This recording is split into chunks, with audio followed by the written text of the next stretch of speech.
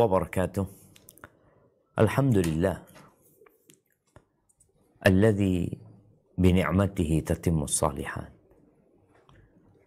Segala puji bagi Allah Jalla Jalaluh yang karena nikmatnya kebaikan-kebaikan menjadi sempurna. Kita bisa hadir lagi di hari Jumat. Kita berada di penghujung hari Jumat. Yang kita tahu di hari Jumat itu ada doa yang mustajab. Dan boleh jadi berada di waktu kita sekarang ini. Maka kita berdoa memohon kepada Allah Azza wa Jalla, yang maha kuasa, yang maha perkasa, Al-Qadir, Al-Qawiyul Matin, Al-Azizul Jabbar, agar Allah menolong saudara-saudara kita yang ada di Palestina, menolong setiap manusia yang sedang dizalimin, diangkat kezalimannya, dihukum yang menzaliminya. Dan semoga Allah Azza wa Jalla mengampuni dosa-dosa kita, mengangkat derajat kita, mematikan kita di atas la ilaha illallah. Rabbana atina fid dunya hasanah wa fil akhirati hasanah wa qina adzaban nar. Allahumma salli wa sallim ala abdika wa rasulika sayyidina wa maulana Muhammadin wa ala alihi wa ashabihi ajma'in. Amma ba'd. Semoga salat senantiasa tercurahkan untuk baginda Nabi kita alaihi salatu wassalam, untuk keluarga beliau, untuk istri-istri beliau, untuk putra-putri beliau, dan untuk seluruh sahabat Nabi. Semoga Allah meridhai kita bersama mereka. Amma ba'd. Ahibati fillah. Manusia adalah makhluk yang memiliki insting untuk bersaing. Dia ingin lebih dari yang lainnya. Dan inilah yang membuat dunia menjadi indah dengan karya-karya manusia. Karena mereka berlomba-lomba untuk mendapatkan hati manusia, untuk mendapatkan keuntungan sebanyak-banyaknya. Di dunia ponsel kita melihat persaingan antara Samsung sama Apple, sama merek-merek yang lainnya yang baru bermunculan. Di dunia minuman, Nestle bersaing ketat dengan merek-merek lokal ya. Mayora dan yang lainnya, di susu ada SGM, di kopi ada kapal api, ada macam-macam. Apa yang mereka inginkan? Mereka ingin mendapatkan keuntungan. Namun sayangnya, persaingan yang dilakukan oleh manusia kebanyakan untuk sesuatu yang remeh. Uang. Harta. Padahal dunia dan isinya ini tidak lebih dari satu sayap nyamuk. Satu sayap nyamuk. Engkau bisa lihat, yang kau tangkap tuh nyamuk. Engkau lihat. Kata Nabi SAW, "Lau kanatid dunya ta'dilu indallah janaha ba'udah, ma saqa minha kafirun syarbata." Kalau dunia itu ada nilainya di sisi Allah seperti satu sayap nyamuk. Satu sayap nyamuk. Bukan nyamuk ya. Bukan nyamuk. Satu sayap nyamuk. Allah gak akan kasih orang kafir seteguk air pun. Dan ini yang membuat manusia saling membunuh. Membuat manusia memutuskan silaturahim. Membuat manusia lupa dengan kerabat dan keluarganya. Bersaing untuk mendapatkan dunia yang ketika dia dapatkan, dia tinggalkan selama-lamanya. Anda kemarin melihat ada mobil dengan harga 240 miliar. Ketika terjadi gempa, banjir bandang, apa yang dilakukan oleh pemilik mobil itu? Dia tinggalkan mobilnya. Dia melarikan diri untuk menyelamatkan nyawanya. Ya.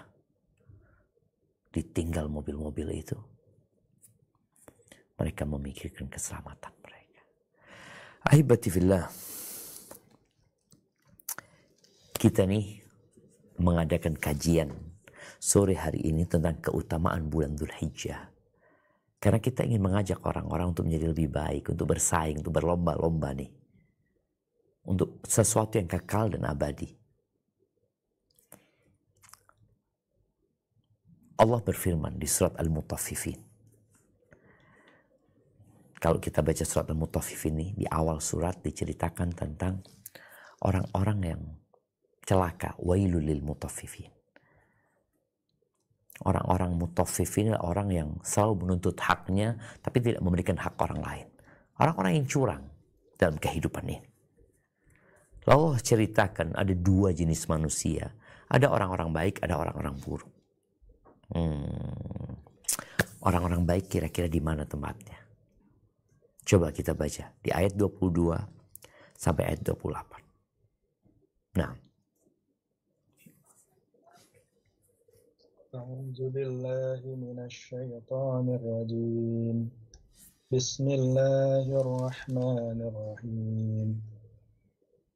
Innal abrara lafi na'im 'alal araiki yanzurun ta'rifu fi wujuhihim nadratal na'im yusqawna min rahiqin makhtum khitamuhu misk wa fi dzalika falyatanafasil mutanafisun wa mizajuhu min tasnim Ainai yashrabu bihal muqarrabun. Yashrabu, bunya nggak panjang, coba.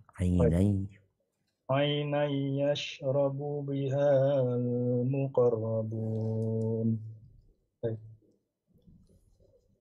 Innal ladzina udah cukup.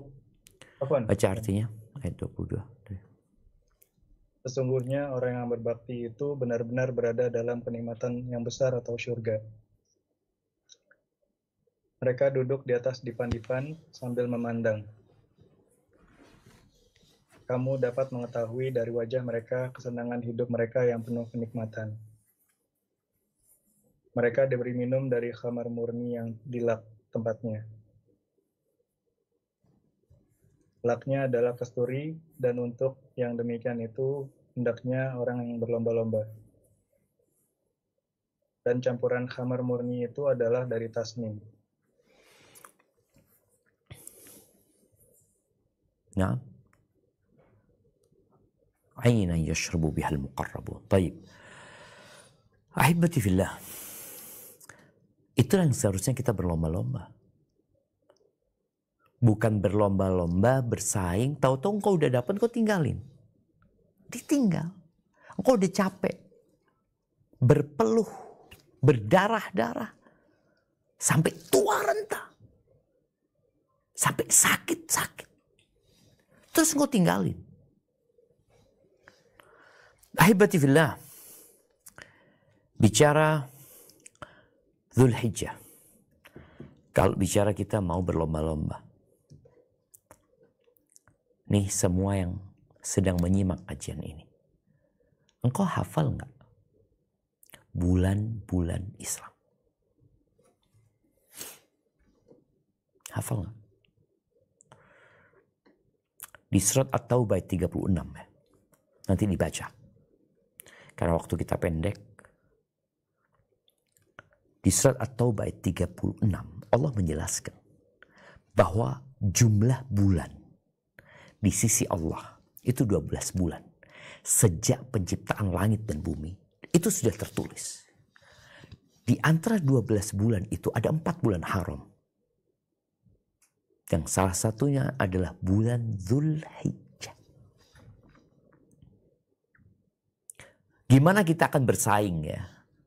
Ketika kita nggak tahu bahwa kita berada di waktu untuk berlomba-lomba. Berapa banyak orang yang kehilangan keuntungan karena dia tidak pandai melihat peluang.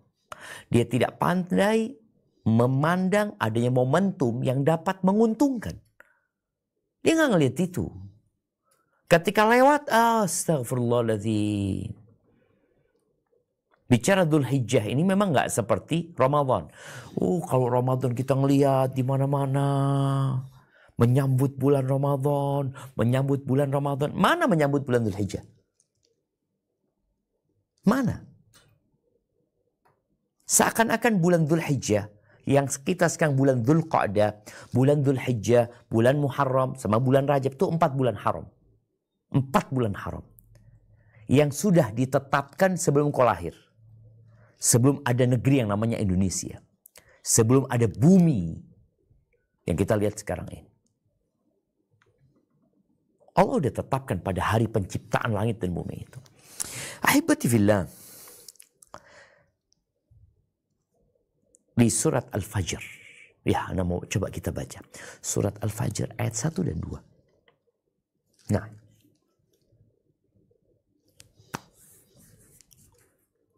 أعوذ بالله من الشيطان الرجيم بسم الله الرحمن الرحيم والفجر walayal ashr, demi fajar dan malam yang 10. Subhanallah. Ada apa dengan 10 malam? Allah bersumpah dengan 10 malam. Ada apa sebenarnya? Dan yang dimaksud dengan 10 malam itu yang mana gitu? Kebanyakan kita tahu dalam setahun itu jumlah hari 365 hari. Ketika ada orang yang mengatakan enggak, dalam setahun itu ada 355 hari. Maka dikatakan salah Ustaz.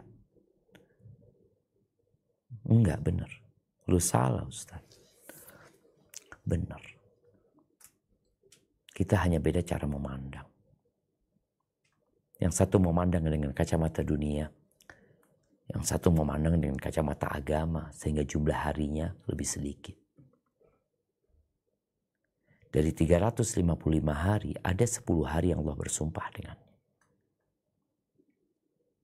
Kata Ibnu Abbas, Ibnu Zubair, Mujahid, dan yang lain yang mengatakan yang dimaksud dengan 10 malam yang Allah bersumpah dengannya adalah 10 awal Dzulhijjah. Ada apa dengan 10 awal Dzulhijjah? Ibnu Abbas radhiyallahu anhuma berkata, Qala Rasulullah sallallahu alaihi wasallam, Ma min ayyamin al-amalu salihu fiha ahabbu ilallah min hadhil ayyam. Tidak ada hari-hari sepanjang masa yang beramal soleh di dalamnya itu lebih dicintai Allah Azza wa Jal daripada beramal di 10 awal Dzulhijjah. Nggak ada. Maka ini yang seharusnya dicatat, diumumkan di jalanan, antar lagi ada 10 awal Dzulhijjah. Siapkan kau ya. Ini hari nggak tergantikan. Ini hari terbaik sepanjang tahun. Yang beramal soleh di dalamnya, kita bicara agama, kita bicara akhirat, kita nggak bicara dunia. Kalau dunia mungkin, bagus nih 10 awal Dzulhijjah bagus buat jualan sapi, buat jualan kambing. Orang berpikir ke sana. Enggak, ini untuk beramal soleh di dalamnya. Kita lihat jemaah haji Indonesia 220.000 lebih berangkat ke sana, meninggalkan keluarga mereka, meninggalkan pekerjaan mereka, meninggalkan kenyamanan mereka, meninggalkan kelezatan mereka, rehat mereka untuk 10 awal Dzulhijjah. Ya, di situ ada ibadah haji. Nah, di situ ada hari Arafah. Tidak ada hari-hari yang beramal soleh dalamnya lebih cintai Allah daripada beramal soleh di 10 awal Dzulhijjah. Apa kata salah seorang sahabat mengatakan? Walal jihadu fi sabilillah. Jihad, perang. Yang mengorbankan nyawa, Jiwa dan raga, mengorbankan jiwa, raga, dan harta, itu nggak bisa menandingi beramal soleh di 10 awal Dzulhijjah. Karena dalam pandangan mereka, amalan yang paling berat itu adalah jihad setelah beriman kepada Allah Azza wa Jalla. Kata Nabi SAW, walal jihadu fi sabilillah. Enggak. Jihad di jalan Allah pun nggak bisa menandingi beramal soleh di 10 awal Dzulhijjah. Kita bicara beramal soleh, semua amalannya. Nanti kita akan sebutkan beberapa dari amal soleh tersebut. Wal jihadu fi sabilillah. Illa rajulun, kecuali satu kondisi, seorang kharaja bi nafsihi wa malihi, dia keluar dengan jiwa, raga dan hartanya, thumma lam yarji' min dzalika bi syai'. Kemudian dia pulang enggak bawa apa-apa, mati dia. Hartanya ditinggal, tinggal nama saja yang dia bawa pulang. Rawahul Bukhari. Subhanallah. Kebayang antum pahala jihad. Kok sahabat ini membandingkan dengan jihad? Dalam riwayat Imam Bukhari dan Muslim dari Abu Hurairah radhiyallahu anhu, datang seorang kepada Nabi alaihi salatu wassalam lalu berkata, "Dullani ala amalin ya'dilul jihad." Tunjukkan kepada aku amalan yang setara dengan jihad, sama jihad. Kata Nabi SAW, "La ajidu." Enggak ada. Qala hal tastati, kata Nabi SAW. Nih sahabat masa nggak ada gitu loh. Apa memang harus jihad gitu. Lalu Nabi memberikan sebuah gambaran agar sahabat ini bisa mencerna bahwa saya beramal soleh di 10 awal Dzulhijjah ini yang tadi nggak bisa ditandingi oleh jihad, dan bahwa ternyata jihad itu nggak ada yang bisa menandingi amalannya. Nabi memberikan gambaran hal tastati, engkau bisa nggak kalau seorang mujahid itu keluar dari rumahnya, mujahid ini dengan pakaian perangnya, dia naik kendaraannya, berangkat. Ketika mujahid itu berangkat, engkau masuk ke masjidmu, terus engkau sholat. Gak berhenti. Sudah sholat terus. Gak ada istirahat. Dan puasa, gak berbuka. Puasa hari itu, besok puasa terus. Sampai mujahid itu pulang. Engkau bisa? Kata sahabat ini, "Waman yastati'u dzalika." Siapa yang bisa melakukan itu ya Rasulullah? Nggak ada. Sekarang kita dikasih sama Allah 10 awal Dzulhijjah nih.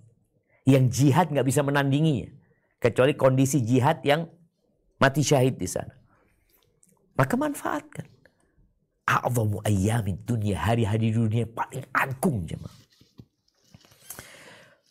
Apa yang dilakukan di 10 awal Dzulhijjah? Yang pertama tentunya haji. Yang haji itu ya dimulainya dari bulan Syawal sih. Bulan-bulan haji itu Syawal, Dzulqa'dah, Dzulhijjah. Tapi nanti mulai pelaksanaan manasik hajinya itu tanggal 8, 9, 10. 3 hari di akhir 10 awal Dzulhijjah. Itu haji. Nanti tanggal 11, 12, 13. Tentang haji kata Nabi SAW, "Wal hajjul mabrur laisa lahu jaza ilal jannah." Haji yang mabrur itu nggak ada balasan buat dia kecuali surga, nggak ada. Man hajja falam yarfuth walam yafsuq raja'a ka yaum waladathu ummu. Barang siapa yang berhaji dan dia dalam hajinya tidak melakukan perbuatan dosa, tidak mengatakan perkataan yang kotor, maka dia pulang seperti bayi yang baru lahir. Dan haji ini nggak bisa dilaksanakan kecuali di 10 awal Dzulhijjah. Nggak bisa. Di Ramadan nggak bisa. Di malam Lailatul Qadar nggak bisa. Hanya di 10 awal Dzulhijjah. Dan kita tahu haji ini buat para wanita itu jihad. Makanya ketika ada seorang wanita datanya kepada Nabi SAW, "Ya Rasulullah, Narol jihad afdal al-amal. Kita melihat jihad ini amalan paling afdal. Afala nujahid, kita kok nggak berangkat jihad aja nih perempuan-perempuan nih. Apa kata Nabi SAW? Lakunna jihadun la qitala fi. Bagi kalian jihad yang tidak ada peperangan di dalamnya. Apa? Haji yang mabrur. Haji yang benar. Nah, itu amalan. Bicara fadilah, amalannya adalah berhaji. Kemudian puasa. Di 10 awal Dzulhijjah ini dianjurkan puasa kita. Dan kita tahu fadilah puasa. Kemarin kita puasa di bulan Ramadan. Ditambah lagi 6 hari di bulan Syawal. Di bulan Dzulqa'dah ya mungkin yang puasa 3 hari bulan Dzulqa'dah ya. Nah, ada puasa 3 hari. Baik di awal, di tengah atau di akhir terserah. 3 hari dalam bulan Dzulqa'dah. Di bulan Dzulhijjah ada puasa lagi. Tanggal 1 sampai tanggal 9. Atau engkau mau sebulan puasa, kecuali di hari-hari yang terlarang jangan puasa. Ini bulan haram. Ini bulan haji. Yang 10 awal Dzulhijjah adalah hari-hari yang paling indah. Dan kalau bicara fadilah puasa, man shoma yauman fi sabilillah, barang siapa yang berpuasa 1 hari di jalan Allah Azza wa Jalla, Allah akan jauhkan wajahnya dari api neraka sepanjang 70 tahun. 1 hari. Engkau yang malas puasa, nanti puasa tanggal 9 aja. Tapi yang mau berlomba-lomba, tanggal 1 engkau puasa, 2, 3, 4, atau 1, 3, terserah. Yang penting tanggal 9, hari Arafah, kata Nabi SAW, ketika ditanya tentang puasa Arafah, sebagaimana diriwayatkan Imam Muslim, ahtasibu ala Allah ayyukaffira sanata allati qabla walati ba'da. Aku berharap puasa Arafah itu mengampuni dosa tahun sebelumnya dan tahun sesudah. Terus engkau nggak puasa? Oh, puasa Arafah kan nggak wajib. Terserah. Nggak wajib. Emangnya yang engkau lakukan dalam kehidupan ini yang wajib-wajib aja? Berapa banyak hal yang mubah, yang makruh, yang haram dikerjakan? Ketika diajak untuk diampuni dosanya, mengatakan nggak wajib. Ahibati fillah. Al-Imam Nawawi menganjurkan puasa itu dianjurkan dari tanggal 1 sampai tanggal 9. Dianjurkan. Ada beberapa hadis yang berkaitan dengan hal ini. Tapi yang jelas beramal soleh di 10 awal Dzulhijjah ini yang kau kerjakan apa saja. Di antaranya puasa. Dan kita tahu fadilah puasa. Akan dipanggil dari pintu Rayyan kelak orang-orang yang rajin puasa sunnah. Kemudian sholat. Usahakan sholatmu di 10 awal Dzulhijjah dibenerin. Sholat wajibnya jangan telat ke masjid. Jangan telat. Kalau engkau sudah sholat di masjid, alhamdulillah 10 awal Dzulhijjah semangatnya ditambah. Jangan telat. Usahakan habis adzan ke masjid. Jangan nunggu iqamatus sholat. Apalagi masbuk nantinya. Nah, Sa'id bin Jubair. Dia yang meriwayatkan hadis dari Abdullah bin Abbas tentang keutamaan 10 awal Dzulhijjah. Kalau masuk awal Dzulhijjah, beliau itu sungguh-sungguh ibadahnya. Sampai nggak ada yang bisa nandingin dia. Dan juga diriwayatkan dia mengatakan, la tutfi'u surujakum layalil ashr. Jangan kalian matikan lampu-lampu kalian di 10 malam awal Dzulhijjah. Jangan. Ayo ibadah gitu loh. Entar lagi 10 ini hilang udah. Kita kemarin dikasih 10 akhir Ramadan. Oh dikasih lagi 10 awal Dzulhijjah. Perbanyak ibadah. Dan kita tahu. Sholat malam ini. Adalah sholat yang jauh dari riya. Ada yang lihat. Maka sholat rawatibmu dijaga. Sholat duhamu dijaga. Yang biasanya sholat cuma 17 rakaat jadikan 40 rakaat. 12 rakaat rawatib, 11 rakaat sholat malamnya. Kemudian perbanyak takbir, tahmid, tahlil dan zikir. Perbanyak berzikir kepada Allah Azza wa Jalla. Allah menyebutkan bahwasanya di surat Al-Hajj ayat 28 ya. Nanti dilihat karena waktunya pendek, Anda minta maaf. Wa yadhkuru smallahi fi ayyamin ma'lumat, agar mereka mengingat Allah di hari-hari yang sudah dimaklum. Udah ketahui. 10 awal Dzulhijjah. Abdullah bin Umar Ibn Khattab radhiyallahu anhuma, beliau meriwayatkan hadis tentang keutamaan 10 awal Dzulhijjah sebagaimana diriwayatkan Imam Ahmad. Apa kata Nabi SAW? Ma min ayyamin a'zamu indallah. Tidak ada hari-hari yang lebih agung di sisi Allah. Wala ahabba ilaihi al-amalu fihinna. Tidak pula lebih cintai Allah beramal soleh di hari-hari itu daripada di 10 hari awal Dzulhijjah ini. Fa'akthiru. Ini kata Nabi SAW. Fa'akthiru. Kita tuh sepanjang tahun disuruh berzikir yang banyak. Fadhkurullaha dzikran katsira. Di 10 awal Dzulhijjah, Nabi menambahkan, perbanyak apa? Fa'akthiru fihinna minat tahlil, wat takbir, wat tahmid. Perbanyak baca la ilaha illallah, Allahu akbar, alhamdulillah, Allahu akbar, la ilaha illallah, wallahu akbar, walillahilham. Atau sirah-sirah yang lainnya, perbanyak.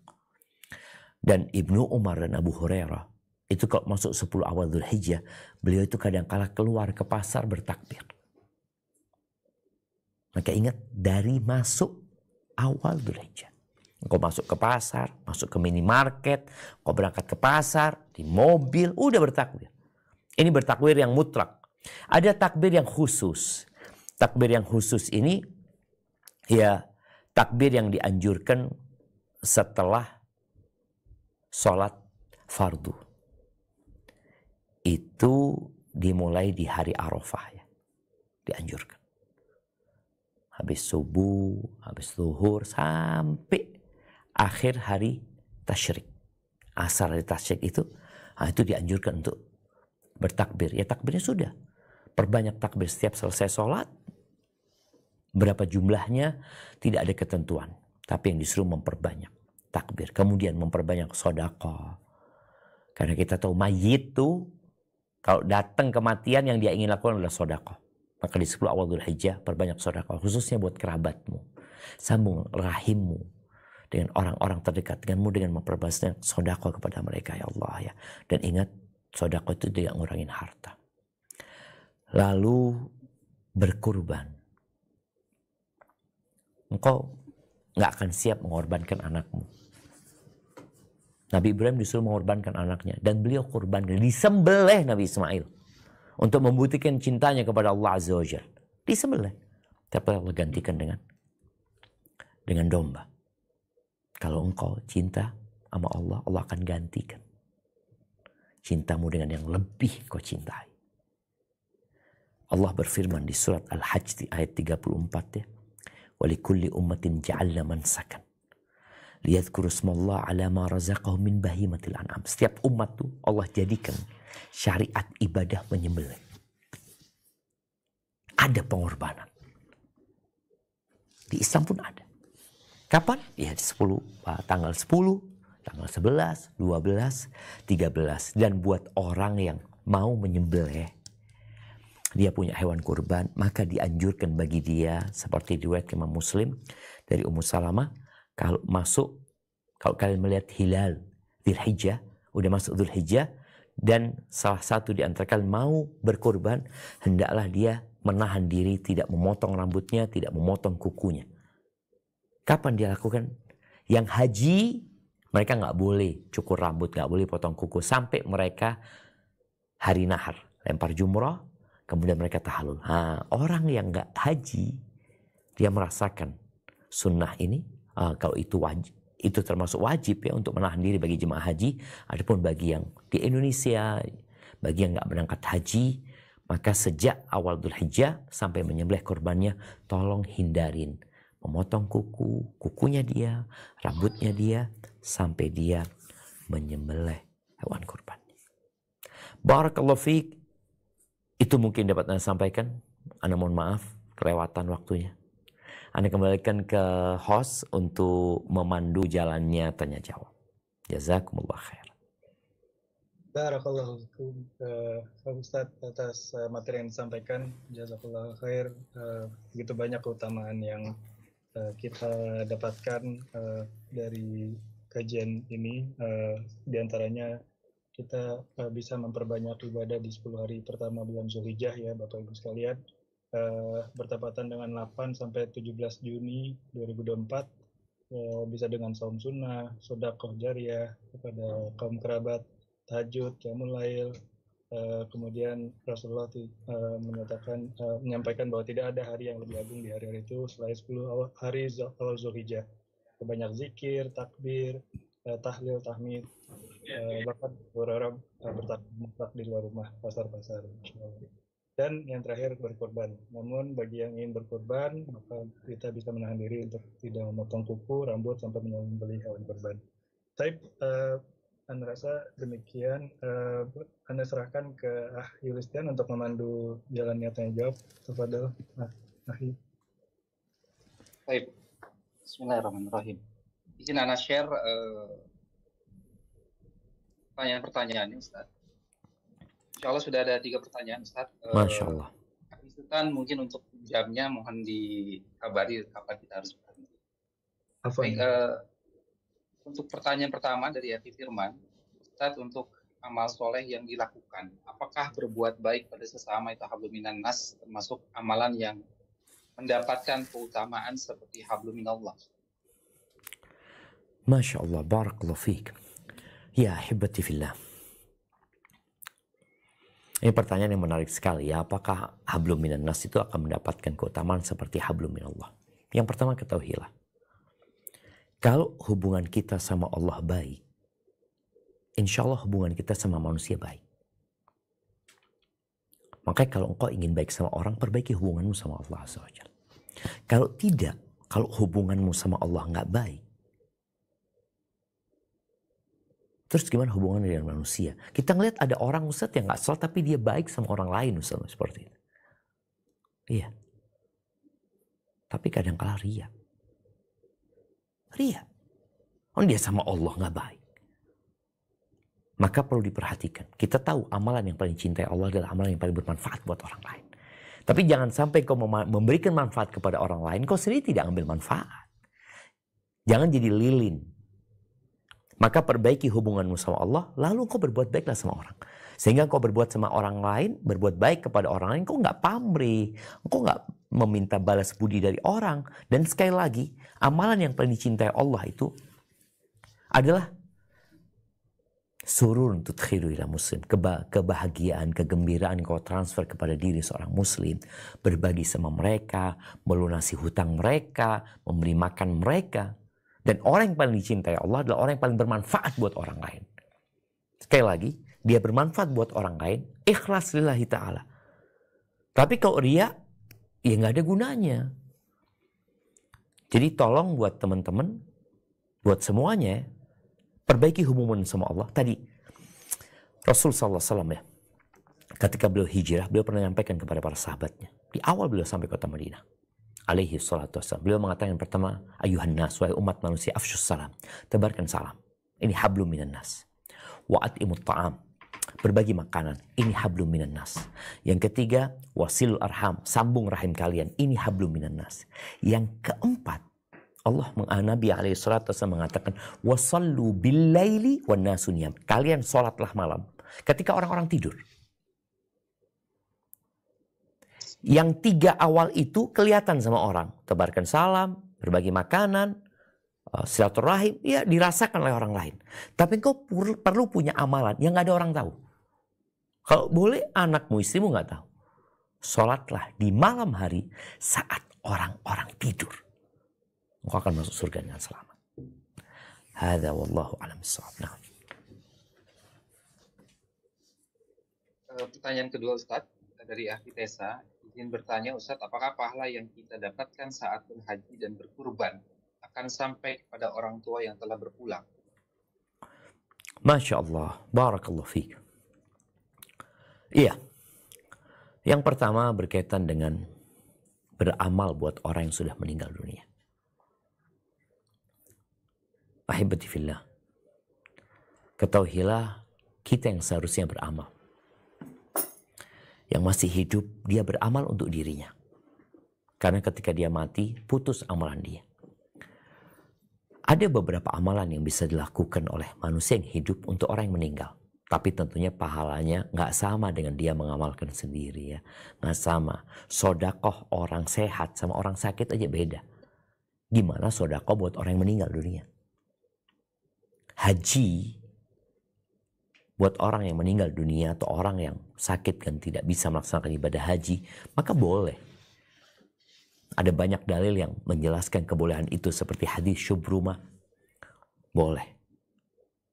Berkorban buat yang meninggal juga ada hadis yang diperbolehkan seperti itu. Akan tetapi engkau yang hidup berusaha beramal. Jangan nunggu nanti anakmu yang beramal buat engkau.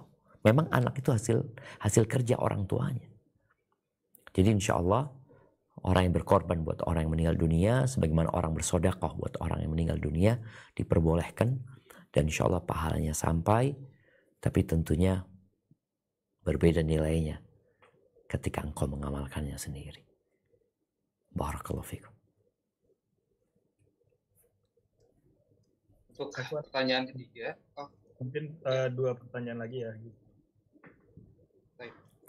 Dari Ukhi Citra, apakah kurban 1 ekor kambing bisa untuk sekeluarga? Nah, ahibati fillah.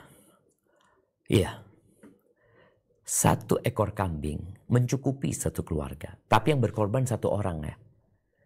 1 ekor kambing itu untuk 1 orang. 1 ekor sapi itu cukup untuk 7 orang. Artinya ketika seorang kepala keluarga dia mau berkorban dan dia ingin menyertakan keluarganya dalam pahalanya, cukup. Jadi itu minimal. Tapi kalau orang punya lebih, engkau bisa berkorban 100 ekor onta. Nabi SAW sendirian, beliau menyembelih 100 ekor onta. Istri-istrinya disembelihkan lain ya. Itu ketika haji ya, mereka ada hadi yang memang harus disembelih. Artinya orang itu kalau bicara minimal, ya minimal 1 ekor kambing untuk 1 keluarga. Tapi kalau 1 bapak mau nyembelih 1 ekor sapi boleh. Dia mau nyembelih 10 ekor sapi boleh. Dia mau nyembelih 17 ekor sapi boleh. Buat diri dia sendiri. Nah, buat diri dia sendiri. Cuma keluarganya diikut sertakan dalam pahala. Tapi kalau dalam keluarga semuanya mau nyembelih 1 persatu, oh fadol. Jadi ingat, ada minimal tadi 1 ekor kambing untuk ya kepala keluarga yang menyembelih, atau siapa di rumah yang sebagai penanggung jawab dia menyembelih dan diikut sertakan keluarganya. Tapi kalau tiap orang mau berkorban, ya Allah mengatakan fasholli li rabbika wanhar. Salatlah engkau untuk Tuhanmu dan sembelih. Barakallahu fikum. Baik, 1 pertanyaan lagi ya, Ustaz, dari Ukti Santi. Ustaz, apakah kurban sapi harus berumur minimal 2 tahun? Kadang sulit untuk memastikan umurnya, Ustaz. Apakah tafsyah kurbannya? Barakallahu fiik. Naam ahibati fillah. Kurban ini ada syaratnya. Ada syarat dan ketentuan yang harus dipenuhi. Domba minimal umur 6 bulan. Kambing minimal umur 1 tahun. Sapi minimal umur 2 tahun. Onta minimal umur 5 tahun. Jadi kalau bicara umurnya, ya harus dipastikan. Ketika engkau tidak dapat memastikan, ragu, jangan. Dan siapa yang tahu? Mereka tahu, ya para pedagang ya. Bukan para pedagang, para peternak itu tahu dari giginya yang poel ya. Seperti itu mereka akan lihat. Karena untuk mengetahui umurnya domba, kambing, sapi sama onta itu memang nggak bisa. Dia kan nggak punya akte lahir ya. Juga mungkin tidak dicatat di catatan pemerintah dia lahirnya kapan. Tapi dari giginya biasanya akan kelihatan. Kalau engkau nggak tahu, cari yang tahu. Kalau engkau ragu, jangan beli. Cari yang memang pasti. Karena ada yang memang secara giginya mungkin nggak boleh, tapi orang enggak. Ini lahirnya dia tahu karena dia peternaknya, dia tahu ini lahirnya tanggal berapa dan sudah berumur. Karena memang kadang-kala giginya terlambat poelnya seperti itu. Tapi intinya itu menjadi ketentuan standar yang harus dipenuhi. Dan buat yang mau berkorban, jangan hanya mencari sah saja. Kita bicara pahala, kita bicara dunia, kita ingin yang terbaik. Tadi di awal kita sebutkan. Orang punya mobil kepingin yang terbaik. Kita tahu ya, kalau beli mobil umpamanya. Tipenya macam-macam. Ada tipe terendah, ada tipe paling tinggi. Sama-sama umpamanya kita bicarakan sama-sama Avanza. Avanza itu ada tipe rendah, ada tipe paling tinggi. Engkau pakai tipe paling rendah, itu tetap Avanza memang. Tapi ada yang paling tinggi. Engkau kurban tadi, ya tetap engkau berkorban kambing gitu loh. Tapi ada yang terendah, ada yang maksimal gitu loh. Engkau nggak disuruh menyembelih putramu. Engkau disuruh menyembelih hewan ternak. Maka tolong, ketika engkau punya harta, belilah yang terbaik. Korbankan untuk Allah Azza wa Jalla.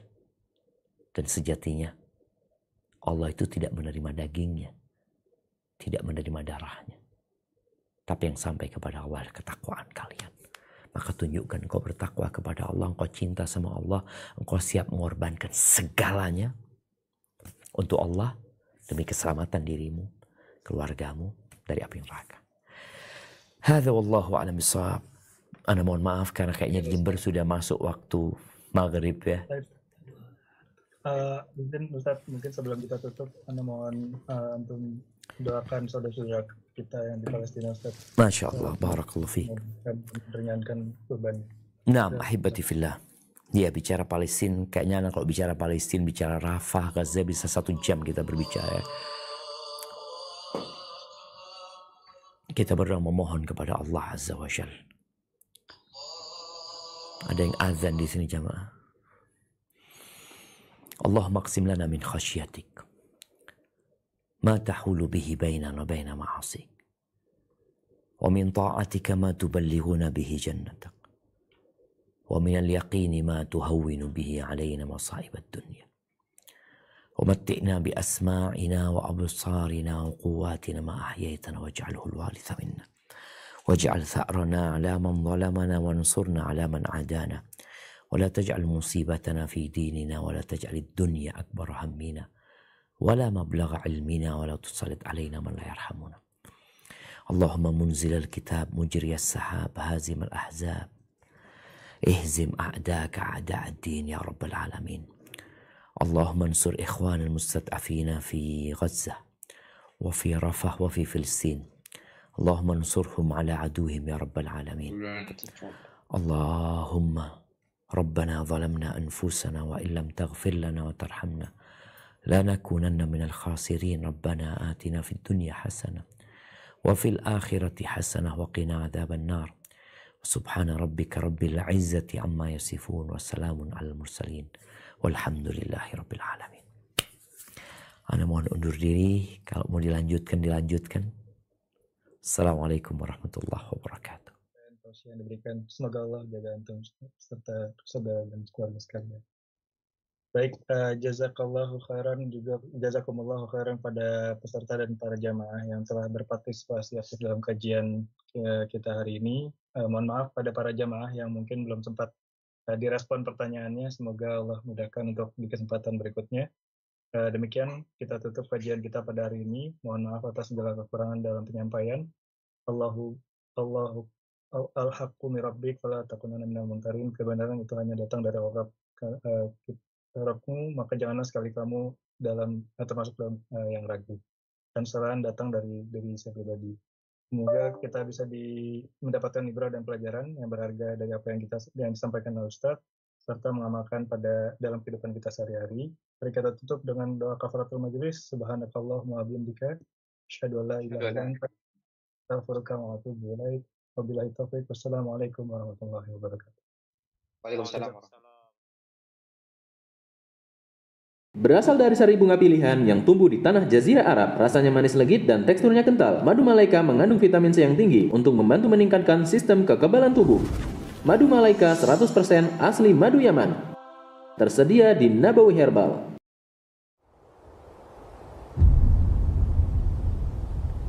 Klik tombol berikut untuk mendapatkan update ilmu yang insya Allah bermanfaat.